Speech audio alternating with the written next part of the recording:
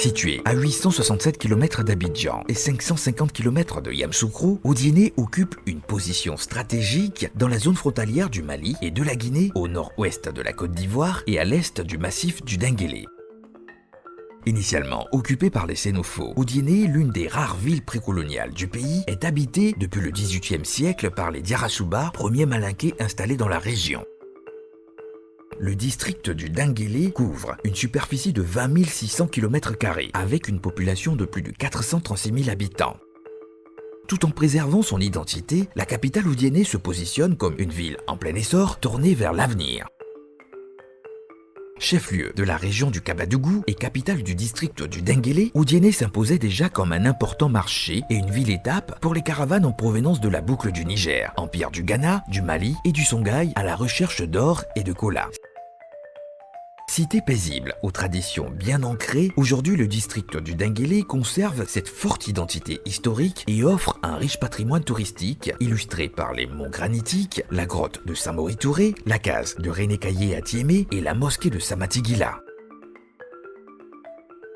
Odiéné connaît aujourd'hui une mutation sans précédent, portée par l'aboutissement de plusieurs investissements ambitieux tels que le bitumage des axes routiers stratégiques et la construction d'un aéroport facilitant les échanges économiques avec les autres régions. Il s'y ajoute l'électrification et l'accès à l'eau potable de plus de 238 localités sur un total de 252, ainsi que la modernisation des centres de santé et la construction en cours d'un nouveau centre hospitalier régional. Des réalisations qui font d'Odiéné un modèle de développement harmonieux et durable. L'éducation, pilier du progrès, bénéficie également d'une attention particulière, avec la création de nouvelles écoles primaires et secondaires améliorant le taux de scolarisation et le niveau d'instruction dans la région. À ces acquis s'ajoute bientôt l'université d'Odiéné en cours de construction. L'agriculture reste le moteur du développement de l'économie locale, avec une production de l'anacarde ressortie à près de 60 000 tonnes en 2024. L'instauration le 19 juin 2024 d'une nouvelle usine accroît la capacité de transformation locale de 15 000 tonnes. La filière coton s'est également renforcée avec une production de 26 000 tonnes en 2024. L'agriculture vivrière, en particulier la culture du riz, aliment de base des populations du Denguélé, constitue une priorité, avec le projet d'irrigation et de mise en production progressive sur 10 ans de 100 000 hectares de plaine et de bas-fonds visant à générer à terme au minimum une production annuelle d'1 million de tonnes de riz paddy.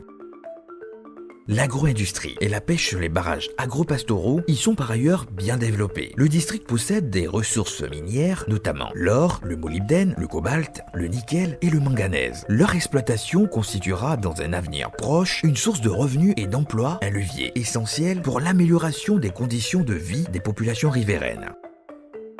L'entrepreneuriat féminin est activement encouragé grâce à des financements facilitant l'accès au crédit et à l'équipement agricole, renforçant ainsi l'autonomisation des femmes de la région. Le secteur bancaire et financier d'Odiéné est en plein essor avec 5 banques commerciales et 6 institutions de microfinance. C'est pour accompagner cette dynamique que les hautes autorités de l'UEMOA ont initié la construction de l'agence auxiliaire de la BCEAO à Odiéné, un projet stratégique visant à étendre l'accès aux services bancaires. Cette initiative ambitionne d'insuffler un nouvel élan au développement local, tant sur le plan économique, social qu'infrastructurel. Érigé sur une superficie d'environ 2,7 hectares, le complexe immobilier de l'agence auxiliaire est composé d'un ensemble structurel et de 2 résidences de type R+1. L'œuvre a été conçue et réalisée par un architecte et des entreprises de la sous-région. Le complexe comprend un bâtiment principal et ses annexes, à savoir un cabinet médical, un bloc, restaurant, salle de sport, des locaux techniques, un poste de police, un poste de contrôle des entrées et un accès sécurisé pour les fourgons de la clientèle institutionnelle, ainsi que des locaux réservés aux prestataires, aux guichets automatiques, aux courriers et aux chauffeurs. Avec 4 696 m² de surface totale de plancher, l'édifice est construit sur 3 niveaux R+2.